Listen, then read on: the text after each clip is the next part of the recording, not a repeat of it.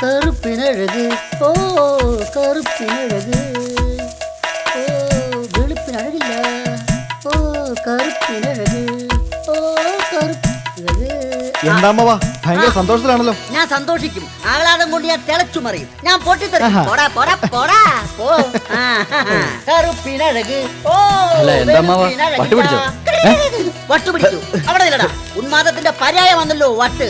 ഞാനിപ്പോ ഉന്മാദിയാടാ ഉന്മാദി. കറുപ്പിനഴക് ഓ കറുപ്പിനഴക്.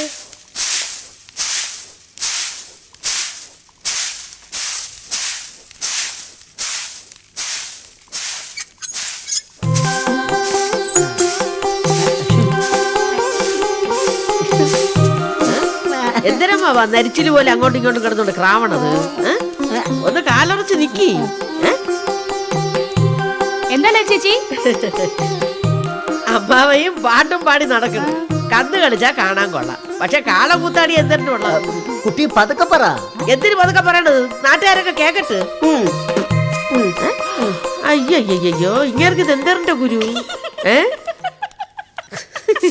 എന്തോന്ന് പറയാ. അയ്യോ ഇതിൻ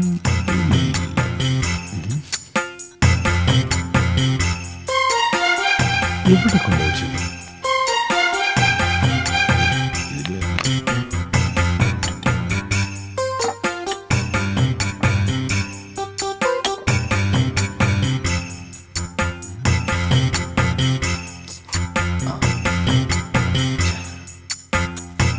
എന്തിനു മക്കളെ പരതി നോക്കണത്? അമ്മാവ് ഇന്നലെ ഒരു പൊതി ഇവിടെ എവിടെയോ കൊണ്ടുവച്ചായിരുന്നു. അത് എവിടെയാണെന്ന് നോക്കായിരുന്നു.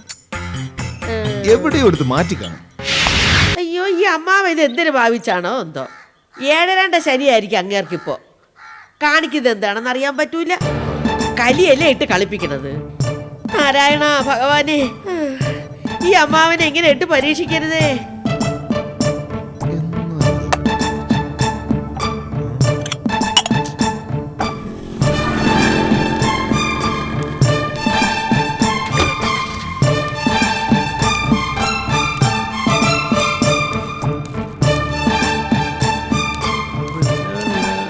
അരിയടേ ഒരു മിനിറ്റ് ഒരു കാര്യം ചോദിക്കട്ടെ. ഇങ്ങോട്ട് വാ. ഇവിടെ നില്ലേ. ഈ ഷർട്ട് എങ്ങനെയുണ്ട്? ഭയങ്കര സ്റ്റൈലല്ലേ? അടിപൊളിയല്ലേ? ഈ തലമുടി ഇങ്ങനെ വെട്ടിയിട്ട് എങ്ങനെയുണ്ട്? റിമോ നല്ല രസമല്ലേ? ഒന്ന് നോക്കി പറഞ്ഞിട്ട് പോടെ എങ്ങനെയുണ്ട്? ഒന്ന് പറയടേ. ഒരു സൗന്ദര്യബോധം ഇല്ലാത്തവൻ. ചേട്ടാ എങ്ങനെയുണ്ട്? അടിപൊളിയല്ലേ? ഇന്ന് ചെന്നിട്ട് വേണം രമ്യക്കുട്ടിയുടെ അടുത്ത് പോയി ഒന്ന് ഷൈൻ ചെയ്യാൻ.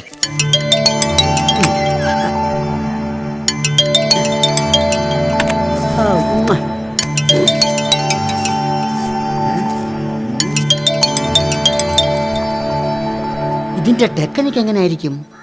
ഇത് തലയിൽ ഇങ്ങനെ വെതറിയാൽ മതിയായിരിക്കുമോ? രമേശന്റെ അടുത്ത് തന്നെ ചോദിക്കാം.